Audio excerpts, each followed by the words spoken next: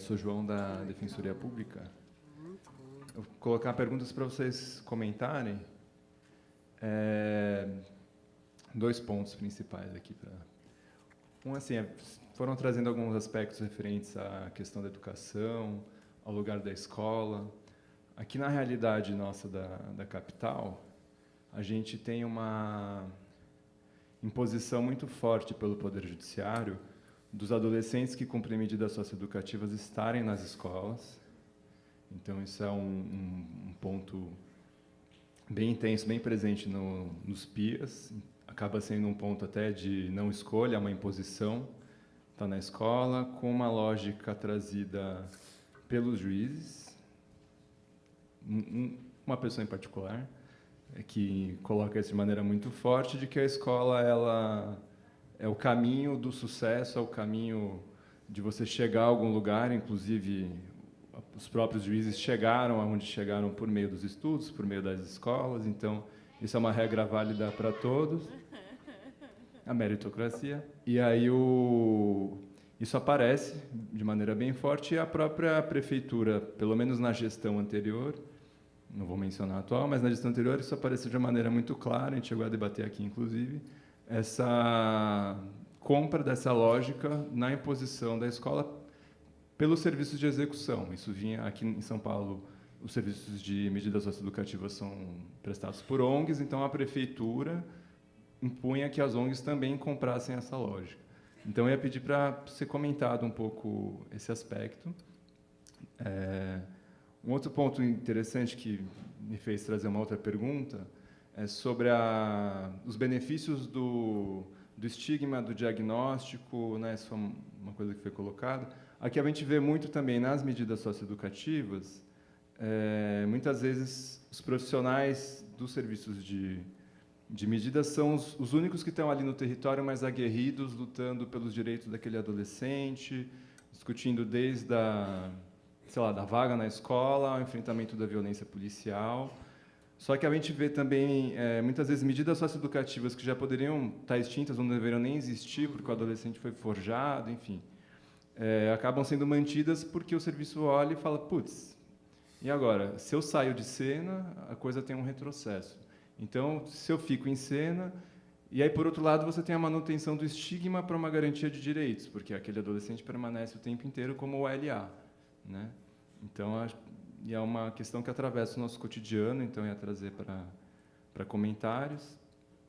E um último ponto aí, aproveitando também o Paulo do CAPES, eu queria falar um pouco da banalização dos diagnósticos. Então, eu já perdi a conta de quantos adolescentes que eu já atendi que têm deficiência mental leve, que tem déficit de atenção, que tem transtorno disso, transtorno daquilo. A gente trocando ideia com o adolescente, a gente se sente mais transtornado do que eles. Mas eles estão lá diagnosticados e aí também em posição de ir no CAPS, ou, né, fuma maconha, tem que pelo menos ir no CAPS para ter um diagnóstico de que não é drogado, porque ele fuma maconha de vez em quando. Então, aproveitar para vocês comentarem um pouco esses aspectos. É isso. Próxima pessoa a fazer a terceira pergunta aqui.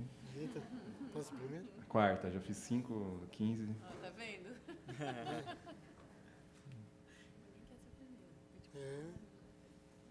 Como é a terceira, eu faço.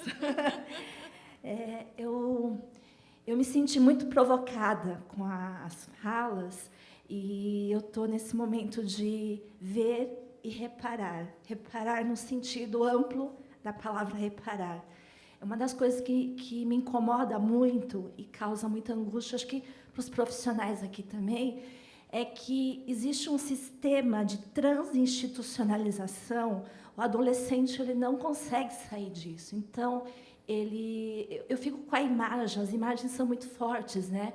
A imagem é pintada por Bosch, não sei quantos de vocês conhecem, inclusive foi comentada bastante por Michel Foucault, que é a Nau dos Loucos, que é um barco que ele transita, ele não tem ponto de chegada, e existe o limite, o contorno. Se vocês virem a pintura, eu não estou com a pintura aqui, mas vocês vão perceber que as pessoas que estão dentro da navegação, elas são aqueles que são considerados os insensatos, os loucos, Existe muita mistura, né? Tanto é que tem figuras ali religiosas que estão em franca luxúria e cometendo os pecados da gula, do descontrole. Então, sempre, desde a Idade Média, a gente tem essa associação da pessoa que sofre por um transtorno mental e ela tem um padecimento, um sofrimento psíquico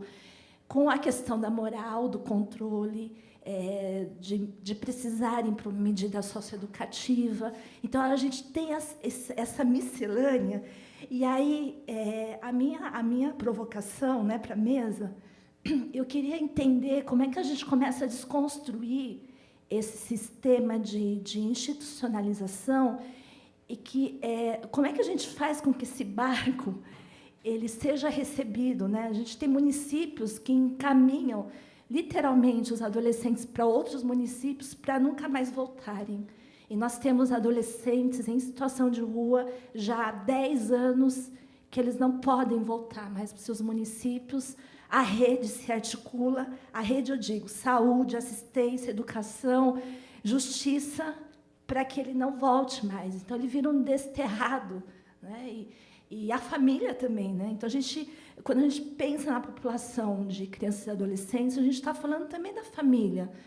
Então, como que a gente começa a desconstruir isso? Como é que a gente começa a reparar no sentido amplo da palavra? Porque reparar no olhar e no ver, nós estamos vendo, né?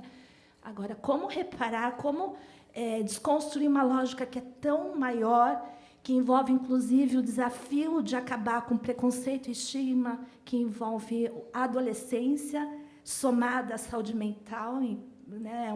É uma dupla que vira uma combinação bombástica. As pessoas dizem, né, que adolescente dá trabalho, ainda mais o adolescente que tem um sofrimento psíquico de saúde mental. Então, é essa a minha provocação. Acho que a gente pode... o que vocês acham? Mais uma ou responde essas? Mais uma? Tem mais...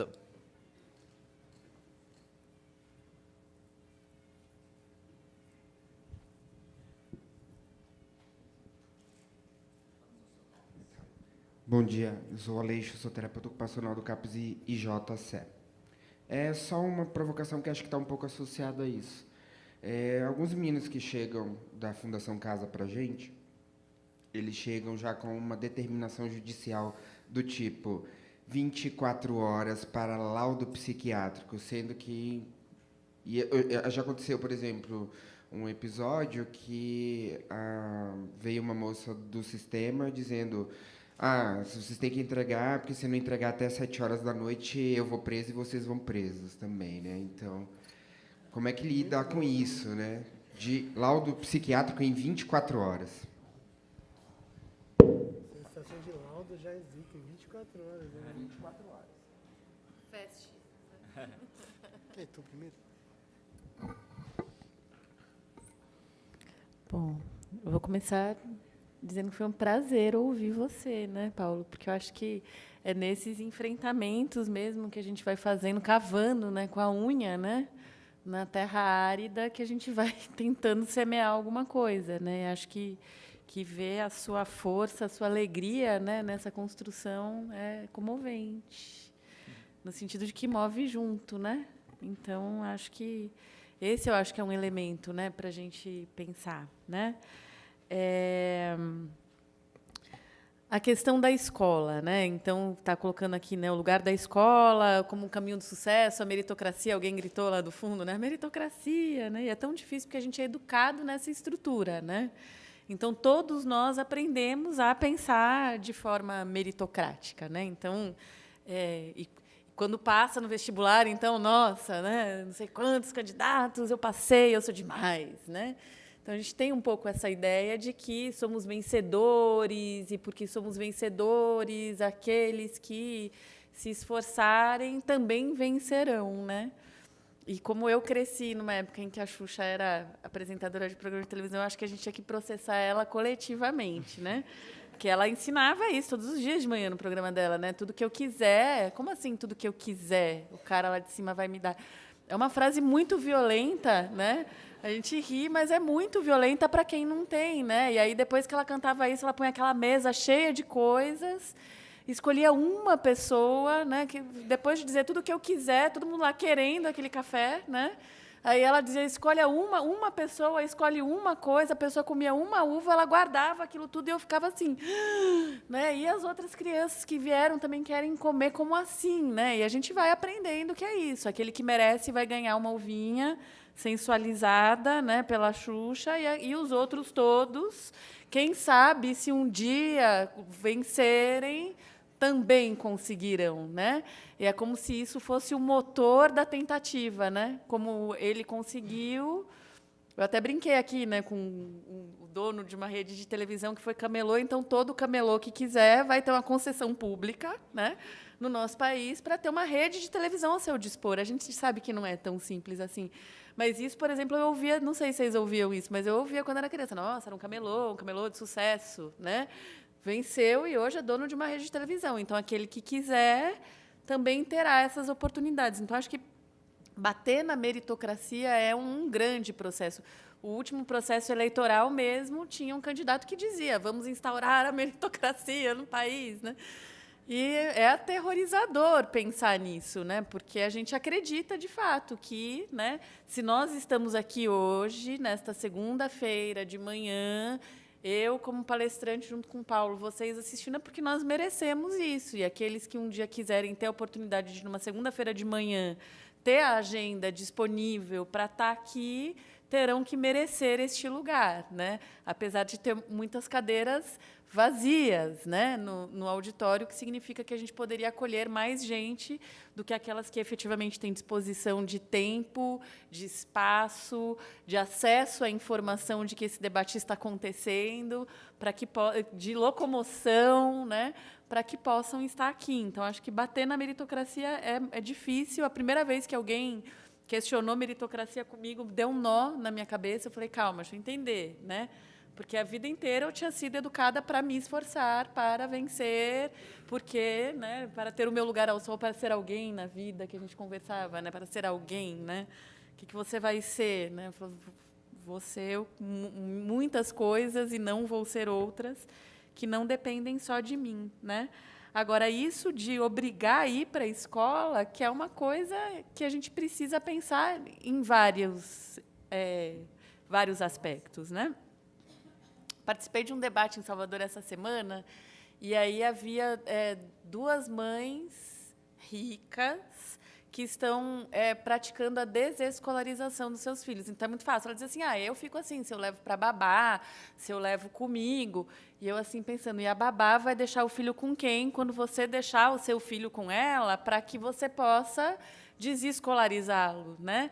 Então, era uma discussão que estava acontecendo ali, de pensar que a nossa escola não é um espaço legal e que as crianças não querem estar lá, por isso meu filho não vai, mas que não conseguia entender que aquilo ali era uma perspectiva de classe muito bem colocada, porque primeiro que assim, né, algo em torno de 3 a 5% da população em idade escolar no Brasil não teve acesso à escola, o que parece pouco, alguns governantes chamam de quase universalização da escola, que é uma expressão farsesca, porque não existe quase universalizar, ou universalizou ou não universalizou. Estamos em 2018, a escola não foi universalizada ainda, né? E esse número que parece pequeno, 3 a 5%, chega a quase 1 milhão de crianças brasileiras que estão fora da escola. E não porque a mãe resolveu desescolarizar, mas porque a porta estava fechada para ela, seja porque ela é muito pobre, seja porque ela mora em zona rural, seja porque ela tem algum tipo de deficiência, e a escola ainda não se abriu. Então, ao mesmo tempo em que eu sou uma grande defensora das escolas, e nesse debate fiquei no lugar da desagradável, que dizia, então, gente, a gente precisa da escola, porque a gigantesca maioria da população é trabalhadora e precisa dessa instituição para que seu filho possa ter acesso ao conhecimento tido como necessário para se desenvolver plenamente numa sociedade capitalista e desigual, né? Ao mesmo tempo, isso não significa que eu digo que a nossa escola é incrível, que todo mundo tem que estar lá. Não, né? A nossa escola não é incrível, mas a gente tem que estar lá para lutar por ela, né? Para que essa escola possa ser uma escola como hoje o CAPS que o Paulo coordena é em comparação ao que era o manicômio. Não é simplesmente fecha o manicômio e larga as pessoas aí na atenção que for possível, conforme as possibilidades individuais das famílias, né? Então, como é que a gente conversa com esse juiz? Porque eu estou sempre tentando ir na fronteira. Me parece que ele não é uma pessoa muito dialogável, né? Mas como é que a gente conversa com ele para ele entender que, ao mesmo tempo em que a escola é importante, portanto, a gente tem que garantir esse direito, essa escola tem sido produtora de violência para determinados corpos. E esses corpos não quererem estar lá falam também sobre a escola e não só sobre esses corpos, né? Então, uma escola que é expulsiva, uma escola que, às vezes, maltrata esses alunos, não porque os professores sejam feios, bobos e chatos, mas porque a formação, muitas vezes, não torna possível eles perceberem que eles estão fazendo isso com os seus, né? Porque a gente aprende, na nossa própria formação, a olhar para os nossos como inferiores, como ruins, como maus. A formação de psicologia ela faz muito isso, né? Hoje é dia do psicólogo, a gente está falando, não sei se eu consigo receber o parabéns com tranquilidade, porque o que domina na minha profissão não é uma coisa bacana, que é meritória de um parabéns, né? Mas é muito pelo contrário, o que a gente vem fazendo de maneira dominante é produzir e reproduzir violência, dando o carimbo e a chancela como a segunda pergunta coloca também, né? Essa coisa dos diagnósticos, e a terceira pergunta também. Então, acho que a gente tentar produzir uma compreensão de que a escola, como está, não está boa nem para os professores, e tentar produzir aliança com a escola, que tem sido muito difícil. A gente até conversou quando estava preparando o evento, assim, uma das coisas que colocou foi como é difícil articular com a escola, né? Mas tentar produzir uma aliança com as escolas, e essa aliança ela passa no que eu acompanho de professores, de formação de professores, de convivência com o chão da escola, passa por tentar produzir com esses professores um diálogo que não seja alguém que quer ensinar o professor como fazer, né? Alguém que diz, professor, você está errado e nós estamos certos, porque isso ensurdece os professores, que já estão extremamente maltratados e violentados, né? Basta a gente ver a maneira como os professores são tratados quando eles fazem qualquer movimento reivindicatório que culmina numa greve. É a polícia que vai dialogar com eles, não é nenhum outro setor público que vai dialogar, né? Se é que a polícia dialoga. É porrada que os professores tomam. O professor toma porrada o tempo todo. Então, como eu sou formadora de professores, né? Eu tenho um lema. Todo dia de manhã eu me olho no espelho e digo, não pode bater em professor.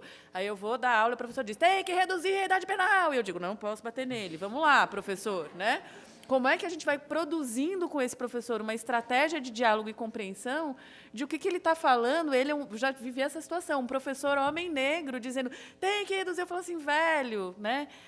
É do seu filho que a gente está falando, é de você há 10 anos atrás que a gente está falando, né? Então, como conseguir produzir com esse professor uma compreensão de parceria e não de imposição? E como o professor ele é sempre muito maltratado por todos, ele já introjetou, de alguma maneira, a ideia de que ele é um incompetente, né? Então, é engraçado. Se for falar com um médico e disser a formação em medicina é muito ruim, ele vai dizer, não é, né? Se a gente for falar com um psicólogo, a formação de psicólogos é muito ruim, ele vai dizer, mais ou menos. Se a gente for falar com o professor, a formação de professor é muito ruim, ele vai dizer, é muito ruim, eu preciso me formar, eu preciso continuar, e tome-lhe formação continuada, especialização, e não se trata disso, né? Tem até uma professora daqui da USP, que é a Denise Trento Rebelo de Souza, que ela fala do mito da incompetência docente. Enquanto a gente achar que a escola fracassa porque o professor é um incompetente, a gente vai estar escolhendo o inimigo errado, né?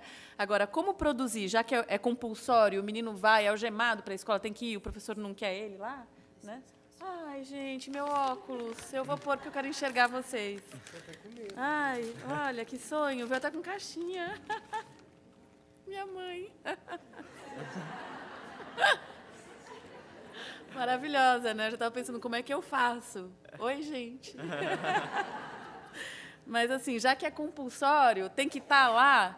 Não é virar para o professor e dizer engula esse menino, nem para o menino engula essa escola, mas como o menino, escola e eu que estou na rede, tento pensar com esse professor formas de construir uma experiência que mude essa escola, né? Para que ela possa ser um outro ambiente, até para poder pensar na situação desses meninos, por exemplo, do ponto de vista histórico, já que isso que nos acompanha, né? Tem um monte de coisa, o tempo está passando, estou preocupada, né? A questão da troca do diagnóstico por um direito, eu acho que isso é uma coisa que a gente precisa estudar mais. Eu tenho visto isso, tenho me incomodado com isso. Como é que a gente começa a produzir agora um conhecimento sobre isso para que a gente possa negociar também, né?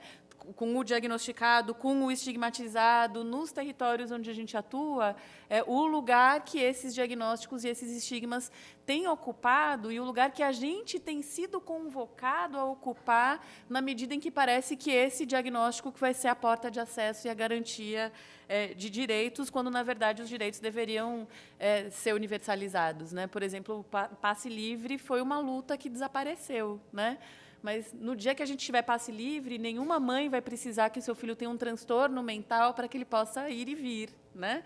E eu dizer, para que ele possa ir e vir, tome aqui esse diagnóstico, eu estou fazendo a luta errada, né? Eu tenho que tentar dar um passo para trás e ver que outras lutas precisam acontecer para que a gente não produza transtorno mental em larga escala para garantia de direitos, já que o processo de empobrecimento do nosso país está caminhando a olhos nus, né?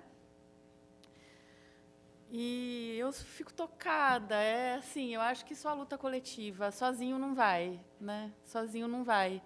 Como é que a gente faz para criar esse porto, né? Às vezes é se juntando mesmo e tentando encontrar esses cantinhos, né, que a gente vai criando, né, que o Paulo criou ali, né? É criar cantinho e esse cantinho poder servir como contágio, né? Quer dizer, é possível. Tem que ir para a nau, nau.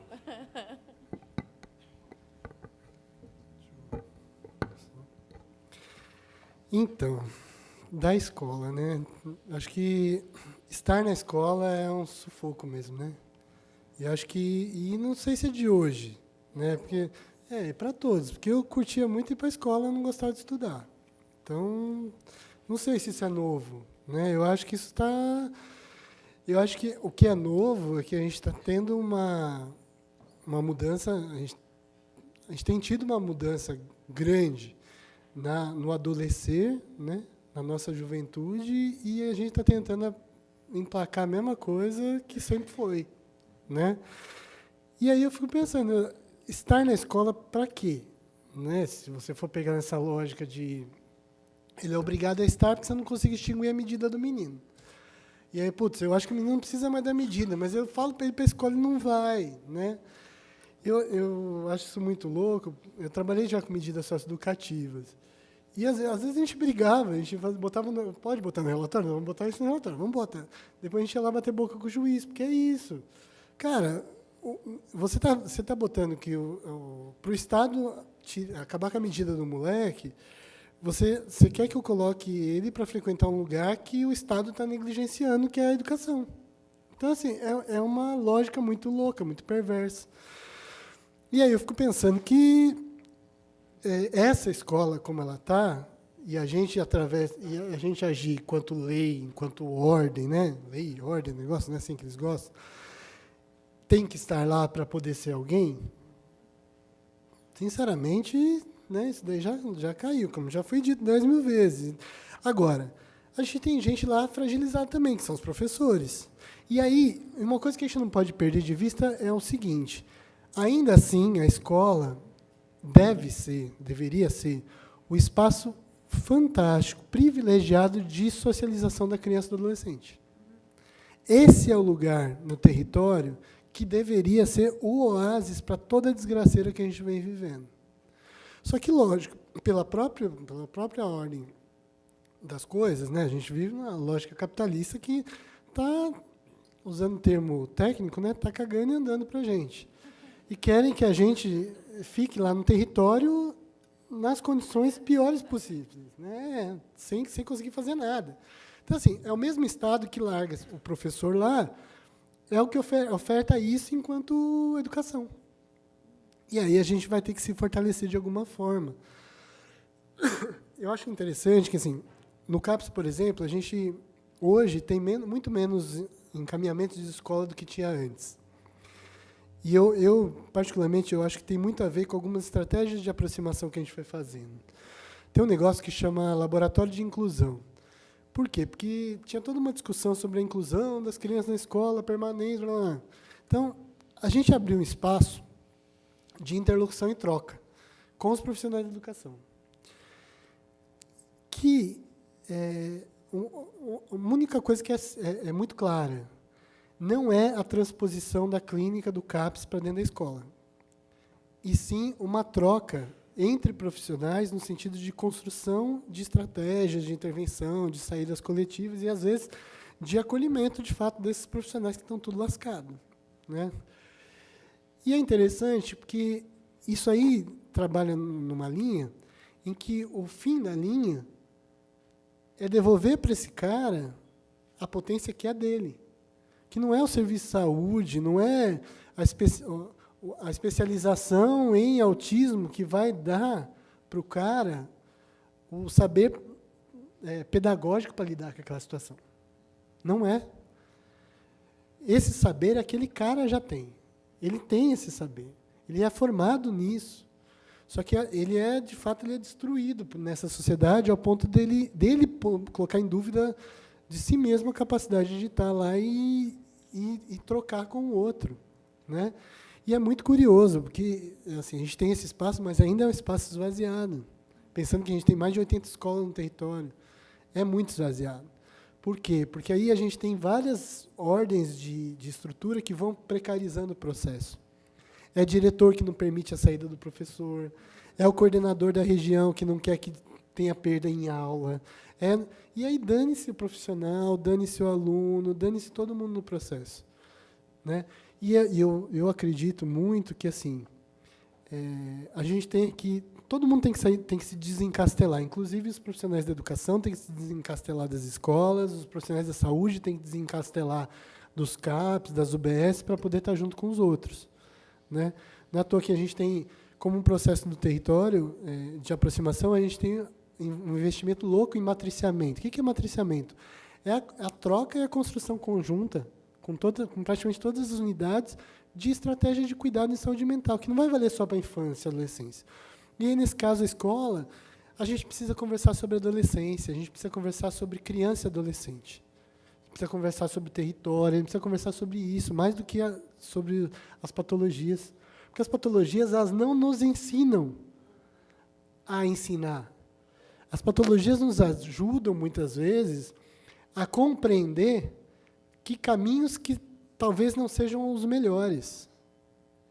Né? Porque se a gente fosse, de fato, uma sociedade que tivesse pautada no desenvolvimento da figura, a gente talvez, ao invés de usar o CID, a gente usava a CIF, né? Que é o Código Internacional de Funcionalidade.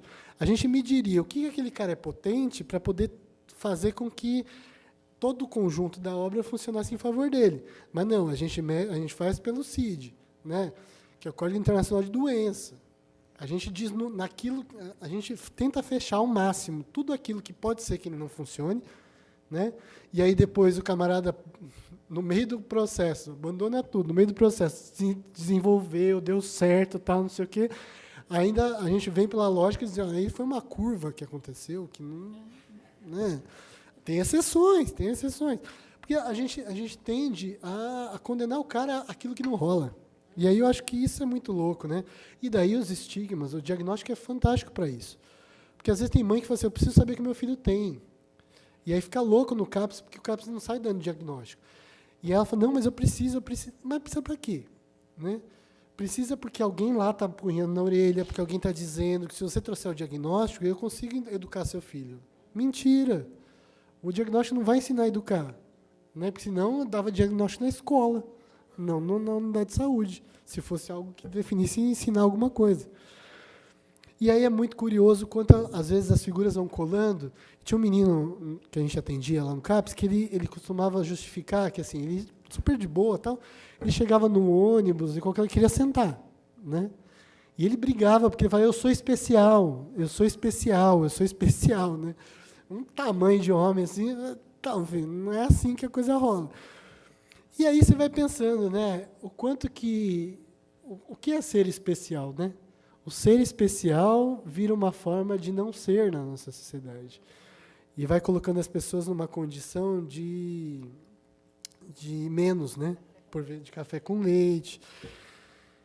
E aí, das medidas socioeducativas, uma coisa eu acho muito terrível. Assim. Primeiro, chega o povo da Fundação Casa, que vai para atendimento lá nos CAPs. Perfeito. Primeiro, a gente faz o PTS com o moleque, com a molecada. Não, a gente faz PTS para a Fundação Casa. Então, não é a condição da Fundação Casa que tem que determinar o PTS do menino. Isso é uma briga que a gente tem que ter. Segunda coisa mas é que ele está para sair e ele precisa se vincular a um espaço, né? Tá, e por que tem que ser um espaço de saúde?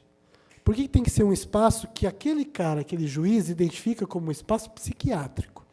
Porque a gente faz todo um discurso e um trabalho numa lógica transdisciplinar, humanizada, a gente faz toda uma lógica para desconstruir tudo isso. Só que na cabeça daquele juiz, ele está mandando para o hospital psiquiátrico pintado de colorido. Ele está mandando para esse lugar. E a gente tem a obrigação de fazer uma frente, de desconstruir isso. E, às vezes, eu não sei se é desconstruir pela via tão tranquila mesmo, não. Eu não sei se a gente não vai precisar ser preso nesse processo para poder chamar a atenção mesmo da pegada. Tem o Antônio Lancetti, um tempo antes ainda dele falecer, ele fez uma fala num encontro que foi muito importante. Que perguntaram para ele, o cara participou do Qualis, que é o início da estratégia de saúde da família, né? Participou de toda a luta antimanicomial, a construção da política de saúde de uma forma mais ampliada possível.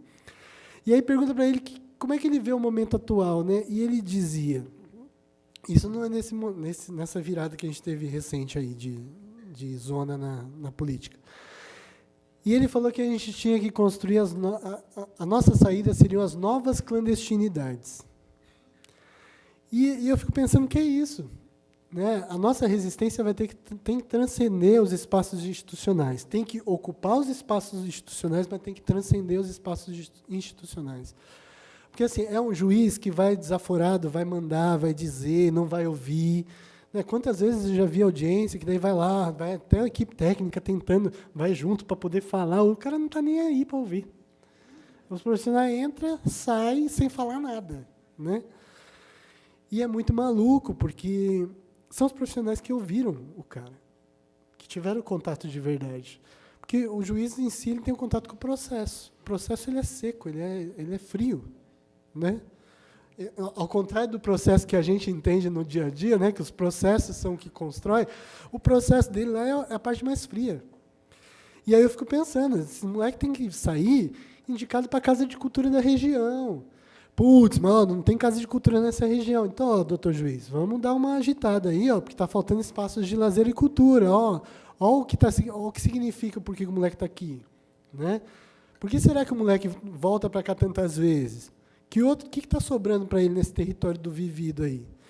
Né? Mas não, aí vira essa lógica de tem que ir para um serviço de saúde, aí passa no acolhimento do CAPS, aí no acolhimento do CAPS escuta pelo menos 2 vezes o menino, aí confirma que não tem nada a ver, mas a Fundação Casa, os técnicos da Fundação Casa, por vezes, fingem que não teve uma resposta negativa.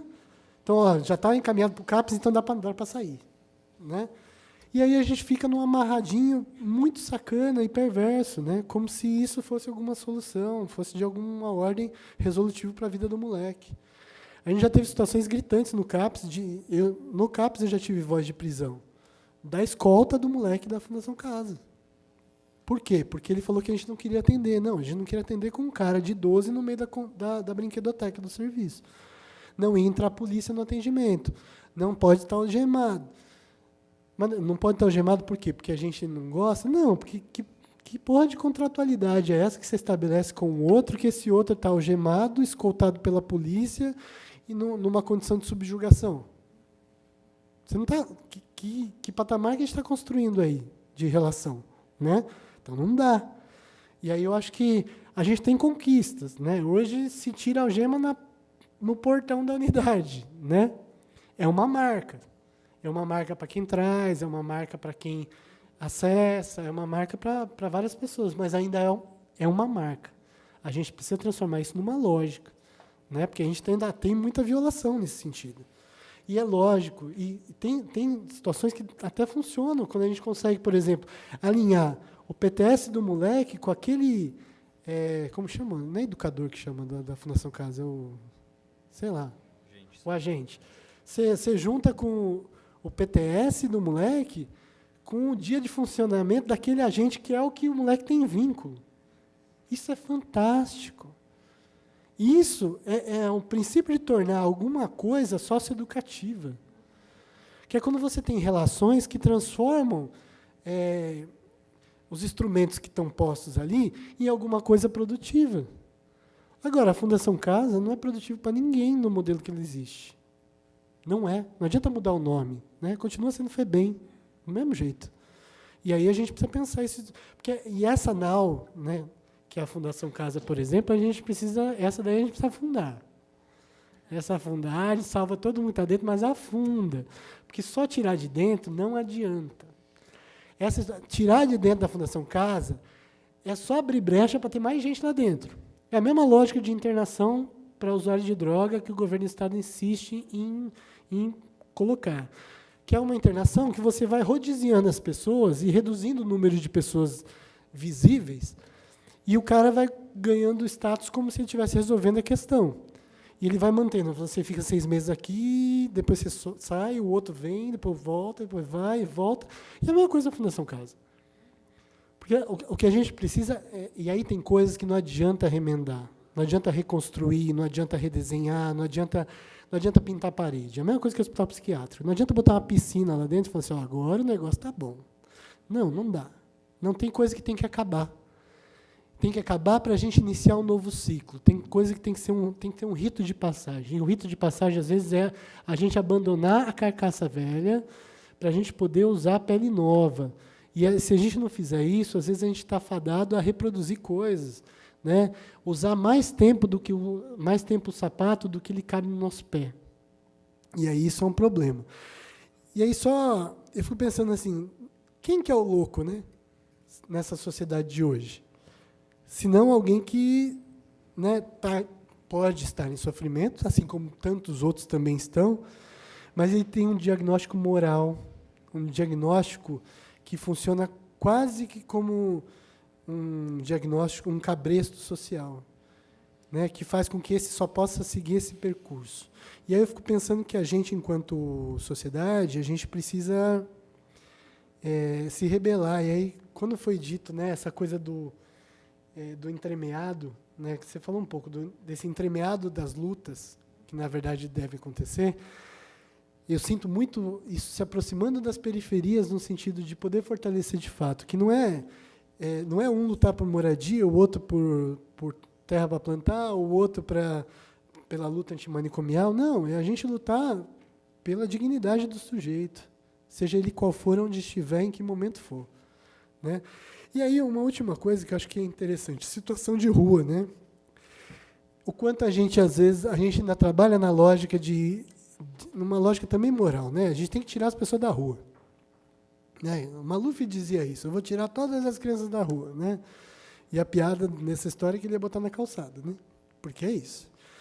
O que é a rua para os usuários? Né? Para as pessoas que estão em situação de rua? Ela não deixa de ser um lugar de existir. Acontece que como é que a nossa sociedade, como é que os serviços, como é que os espaços lidam com esse lugar de existir. Né? Lidam fazendo montanhas de terra nos canteiros, para as pessoas não conseguirem dormir mais lá, onde minimamente era identificado como protegido.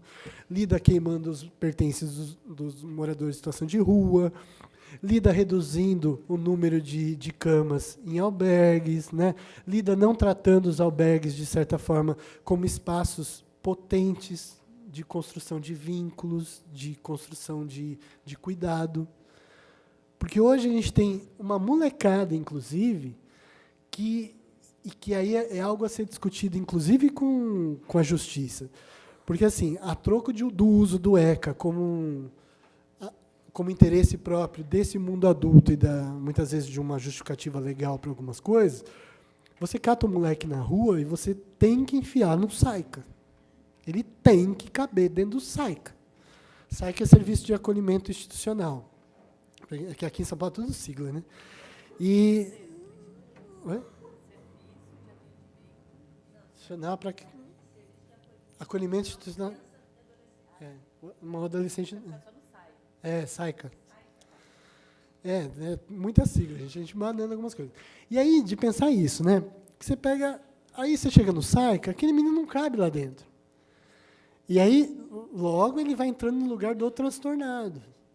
Ele vai gerando... é porque ele não tem psicoterapia. Ele não tem psicoterapia individual. Né? Aí, não tem na rede, isso é um problema. E aí, nova medicalização. Né? Porque quando a psicoterapia, hoje, ela está sendo posta como uma medicalização também. Vem prescrita da justiça. Ele precisa de psicoterapia 2 vezes por semana, senão não funciona. Tá, o que mais que você quer que ele precisa, que você está sabendo e que a gente não, né? Porque a gente está no vivido do cara. E, às vezes, não é nem dizendo que psicoterapia não é legal, gente. Ajuda na vida de todo mundo. Agora, não dá para a gente tratar isso como salvo-conduto ou como uma prescrição que vai ser a muleta de todos os usuários que estão em situação de sofrimento. E é muito louco, porque hoje a gente criou também um espaço com os profissionais do SAICA, dos SAICAs no CAPS. E é um espaço extremamente potente. Para quê? Para a troca. Por quê? Porque a gente precisa trocar, literalmente, experiências e construir estratégias para lidar com quem? Com a molecada. Não é lidar com a molecada sem psicoterapia, não é uma molecada que está em uso de droga e não consegue estar no SAICA. Não, porque o SAICA é um lugar de proteção. Agora, que a gente precisava melhorar, por exemplo, as condições do SAICA, precisava. Melhorar quadro de profissionais, melhorar... Isso não digo nem de qualidade, eu digo de quantidade de gente. Né? Porque os serviços também vão sendo sucateados. Então, quando a gente vai falando dessas estratégias, né, de situação de rua, cadê os espaços que tornam possíveis um momento antes de repente, ir para um SAICA? Um espaço em que seja possível garantir dignidade para o cara tomar banho, para o cara dormir, eventualmente, para o cara comer, enquanto ele está num processo dele de construção de uma identidade ao ponto de poder fazer as escolhas de para onde ele quer ir ou aonde ele topa ser protegido. Porque é 2 palitos para a gente fazer uma coisa muito perversa. A gente vai, pega o moleque na rua, bota no SAICA, com toda a certeza do mundo e o coração tranquilo de que ele vai evadir. Né? Só que evasão é um procedimento legítimo. E não é mais minha responsabilidade, é uma responsabilidade dele. Né? Já teve vezes ele falou assim, olha, ele evadiu e tá fazendo uso de droga, não sei o quê, mas você sabe onde ele está? Está na praça, na frente do SAICA. Então, e você não vai lá? Né? Vai lá conversar com ele. Né? Porque, às vezes, não tem uma crise estabelecida no menino. A crise é dessa sociedade. E aí, com relação aos juízes, eu fico pensando muito que a gente precisa ter uma correlação de força, e acho que a Defensoria é fundamental nisso, o Ministério Público, para a gente fazer uma correlação de força e fortalecer uma contramola de resistência. Resistência a essas imposições, a essas prescrições que são... Assim, não tem outro nome senão manicomiais. Né? São violentas, são manicomiais, e elas incidem de poder em cima de uma figura que está já posta na sociedade que não tem esse poder. Né? Então, eu acho que a gente precisa se fortalecer, precisa bancar o rolê mesmo, e eu acho que em alguns casos a gente vai ter voz de prisão mesmo, mas são prisões, e aí a gente... É inevitável que não haja algumas prisões políticas aí, não mesmo a voz de prisão, né? Porque quando a PM vê que tem que levar, já fica louca da vida, né? Fala com um monte de gente, não vou. Mas eu acho que a gente precisa resistir. Resistir, provocar e desafiar mesmo esse poder, porque é um poder que não diz. Ainda assim, na avaliação de saúde, quem vai fazer a avaliação de saúde? Né? É o juiz. Acho que não rola, né? Acho que é isso, gente. Desculpa atravessar muito tempo aí.